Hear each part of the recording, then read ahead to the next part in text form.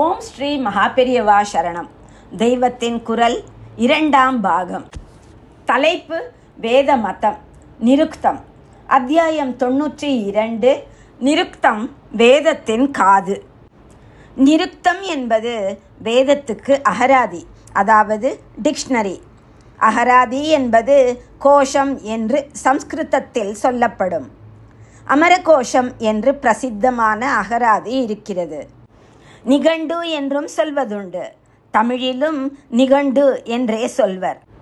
ஒவ்வொரு வார்த்தையும் இந்த தாத்துவிலிருந்து வந்தது என்று அக்ஷரமாக பிரித்து ஒவ்வொரு அக்ஷரத்துக்கும் அர்த்தம் சொல்வது நிருக்த சாஸ்திரம். இதை எட்டிமாலஜி என்கிறார்கள். நிருக்தம் வேத புருஷனுக்கு ஸ்ரோத்ரஸ்தானம், அதாவது காது. வேதத்தில் உள்ள அரிய வார்த்தைகளுக்கு இன்ன அர்த்தம் என்று அது சொல்கிறது. ஏன் இந்த பதம் இங்கே உபயோகப்படுத்தப்பட்டது என்பதை காரணத்துடன் அது சொல்லும். நிருக்த சாஸ்திரம் பலரால் செய்யப்பட்டிருக்கிறது. இவற்றில் முக்கியமானது யாஸ்கர் செய்தது. வேத நிகண்டுவில் ஒவ்வொரு பதத்திற்கும் அது இப்படி உண்டாயிற்று என்று காரணம் சொல்லப்பட்டிருக்கிறது. ஹிருதயம் என்ற ஒரு பதம் இருக்கிறது. அது ஏன் இப்படி வந்தது? வேதமே அதன் காரணத்தை சொல்லி இருக்கிறது. ஹிருதி அயம், ஹிருதயத்தில் அவன் இருக்கிறான் என்பது அர்த்தம். ஹிருதி என்பதே பௌத்திகமான ஹிருதயத்தின் பெயர். ஆனால் அயம் என்று அதில் கிட்ட உள்ளவனான ஈஸ்வரனையும் சேர்த்து சொல்வதால் அதன் ஆத்மிகமான முக்கியத்துவமும் குறிப்பிடப்படுகிறது. எந்த சாஸ்திரமானாலும் ஈஸ்வரனில் கொண்டு விட வேண்டும். ஹிருதயத்தில் பரமேஸ்வரன் இருப்பதால் அதற்கு ஹிருதயம் என்று பெயர் வந்தது என்று தெரிய வருகிறது. இப்படி ஒவ்வொரு பதத்திற்கும் காரணம் உண்டு. அதை ஆராய்வது நிருக்தம். சம்ஸ்கிருதத்தில் எல்லா பதங்களுக்கும் தாத்து உண்டு. தாத்துவை ரூட் என்று இங்கிலீஷில் சொல்லுவார்கள்.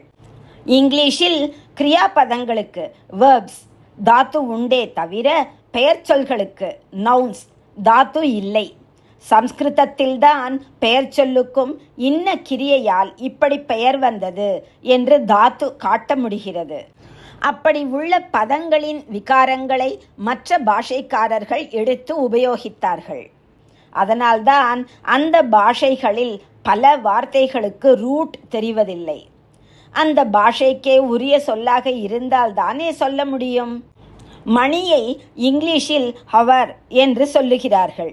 அந்த பதத்தில் அமைந்துள்ள எழுத்துக்களின் உச்சரிப்பை அனுசரித்து பார்த்தால் ஹவுர் அல்லது ஹோர் என்றே சொல்ல வேண்டும். ஒரு காலத்தில் ஹோர் என்றே சொல்லி இருக்க வேண்டும். ஹோரா சாஸ்திரம் என்று சம்ஸ்கிருதத்தில் ஒரு சாஸ்திரம் உண்டு. அஹோராத்திரம், அதாவது இரவு பகல் என்பதிலிருந்து அந்த ஹோரா என்பது வந்தது. ஹோரா என்பது 2.5 நாழிகையான 1 மணி நேரத்தை குறிக்கும். ஹோரா என்பது தமிழில் ஓரை ஆயிற்று. கல்யாண பத்திரிகைகளில் முகூர்த்த காலத்தை நல்லோரை என்று போடுகிறார்கள். அந்த ஹோராவே இப்போதைய இங்கிலீஷ் ஸ்பெல்லிங்கில் ஹவராகவும் உச்சரிப்பில் அவர் என்றும் வந்திருக்கிறது. இப்படியே ஹார்ட் என்பது சம்ஸ்கிருத ஹிருத் என்பதிலிருந்து வந்தது. இப்படி பல வார்த்தைகள் இருக்கின்றன. இவைகள் பிற பாஷைகளில் தற்காலத்திய ஸ்வரூபத்தை அடைவதற்கு எவ்வளவோ காலம் ஆகியிருக்க வேண்டும். அந்த பாஷைக்காரர்களுக்கு பதங்களின் மூலம் தெரியாமல் இருப்பதற்கு காரணம் இந்த பழமைதான். அர்த்தம் தெரிந்தாலொழிய ஒரு பாஷையை கேட்டு பிரயோஜனம் என்ன? அது கேட்டும் கேளாமல் செவிடாக இருப்பதற்கு சமம்தானே. இதனால்தான் நிருக்தத்தை வேத புருஷனுக்கு காது என்பது. காதால் கேட்கப்படும் ஸ்ருதிக்கும், அதாவது வேதத்துக்கும் இது ஸ்ரோத்ரம். வியாக்கரண சாஸ்திரத்தையும் நிருக்த சாஸ்திரத்தையும் வெள்ளைக்காரர்கள் காசியில் இருந்த பண்டிதர்களிடம் இருந்து தெரிந்து கொண்டார்கள். இன்ன காரணத்தால் இன்ன பதம் இவ்வாறு வந்தது என்று நிருக்தத்தில் சொல்லியிருப்பதை தெரிந்து கொண்டனர். இதிலிருந்தே மொழி ஆராய்ச்சி என்று ஒரு புதிய சாஸ்திரம், சயின்ஸ் உண்டாக்கினார்கள். அது ஃபிலாலஜி எனப்படும். இப்படியாக நவீன பாஷா சாஸ்திரம் ஏற்பட்டதற்கு மூல காரணம் வியாக்கரணமும் நிருக்தமுமே. அவர்கள் ஆராய்ச்சியால் பற்பல பாஷைகள் ஒவ்வொரு மூலத்திலிருந்து வந்தவைகள் என்று சொல்கிறார்கள்.